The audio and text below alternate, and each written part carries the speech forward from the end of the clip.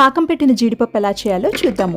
నేను ఇక్కడ 150 గ్రాముల జీడిపప్పు తీసుకుని చక్కగా లో ఫ్లేమ్లో డ్రై రోస్ట్ చేసి పక్కన పెట్టుకున్నాను. అలాగే 1 టీ స్పూన్ నల్ల నువ్వులు కూడా డ్రై రోస్ట్ చేసి పక్కన పెట్టుకున్నాను. నువ్వులు కావాలంటే వేసుకోవచ్చు, లేకపోతే స్కిప్ చేయొచ్చు.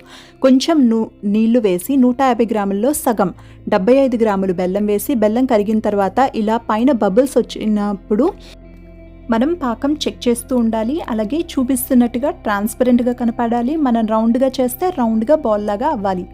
అయిన తర్వాత డ్రై రోస్ట్ చేసిన ఇంగ్రీడియంట్స్ కూడా వేసుకొని చక్కగా కలుపుకొని పార్చ్మెంట్ పేపర్ పైన కానీ గ్రీస్ చేసిన ప్లేట్ పైన కానీ వేసి స్ప్రెడ్ చేసి ఒక అరగంట ఆరనివ్వాలి. ఆరిన తర్వాత వాటిని వేరువేరుగా చేసుకుంటే అంతే.